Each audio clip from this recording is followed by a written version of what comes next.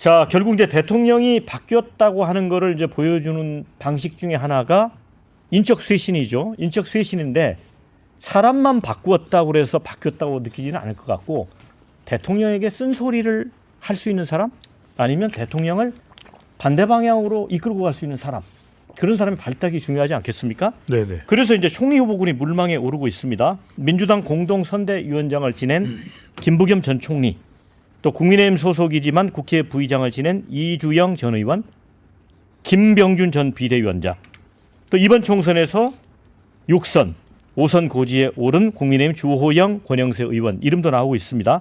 또 김한길 국민통합위원장 이름도 나옵니다. 또 다른 이제 비서실장 후보는 이동관 전 방통위원장과 또 김한길 위원장이 이제 거론이 되고 있죠.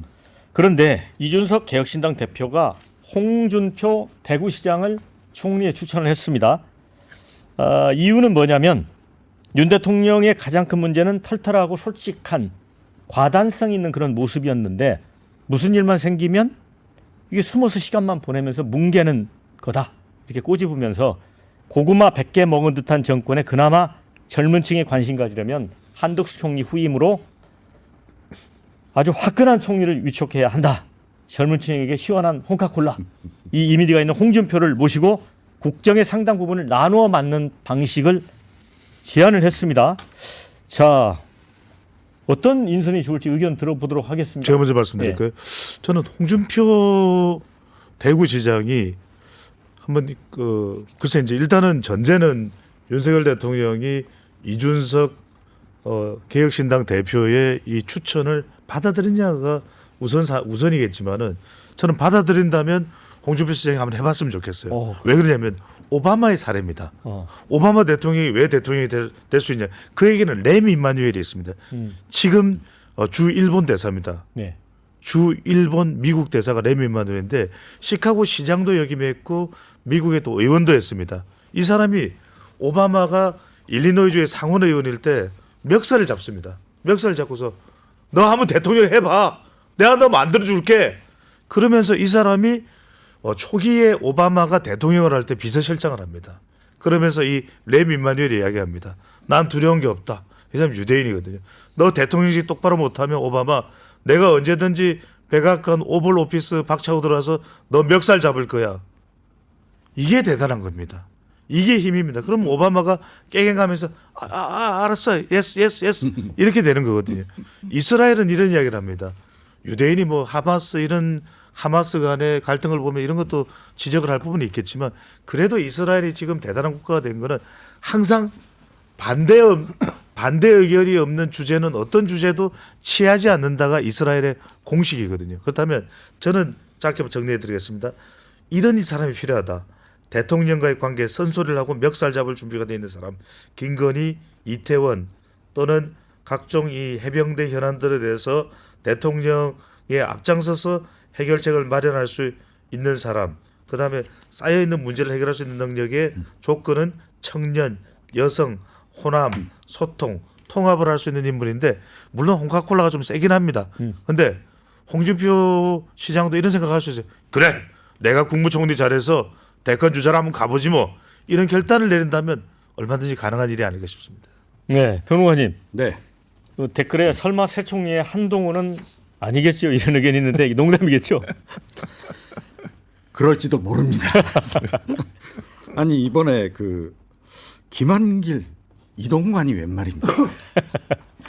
그러니까 이거 딱 보도 보는 순간 네. 아유 또 끝났구나. 저 개인적으로 그랬거든요.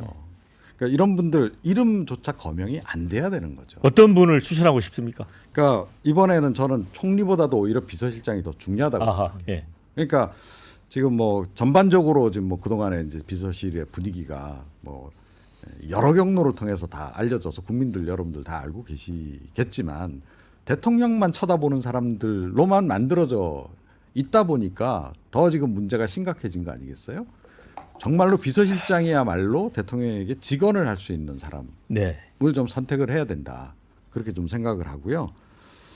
정말로 그 뭐 좀 이렇게까지 말씀드려야 될지 모르겠는데 유승민 전 의원 같은 사람을 옆에 갖다 놓을 결심 정도도 해야 된다. 어제 저희 토론에서는 네. 총리로 추천을 했는데 그러니까 이번에는 총리든 비서실장으로. 그러니까 지금은 비서실장이 더 중요하기 때문에 이 말씀을 드리는 겁니다. 네.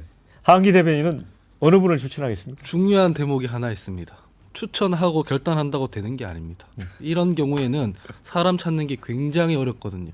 우리 박영환 앵커님처럼 훌륭한 분을 누가 천거하고 추천해도 박영환 앵커님 안 갈 거란 제 말이에요. 얘기가 나옵니다. 그러니까 예를 들면 여기서 네. 좀 안 간다는 게 포인트입니다. 분위기를 풀기 위해 얘기를 물망에 오르시네요. 분위기를 풀기 위해 말씀을 드린 건데 이를테면 그렇게 훌륭한 사람들이 많이 있어도 대통령 지지율이 이렇게 되고 레임덕에 빠지고 뭐 국회에서 이런 식의 그 구도가 빠져가지고 할 수 있는 게 별로 없다 이러면은 훌륭한 분들이 안 가려고 해요. 보통 이제 본인 커리어가 필요하거나 권력욕이 강한 분들이 거기 가려고 하다 보면 결국 그저 그런 인사들만 남게 되거든요. 그럼 이거 어떻게 혁파할 수 있냐면 아까 말했던 것처럼 확장해야 돼요.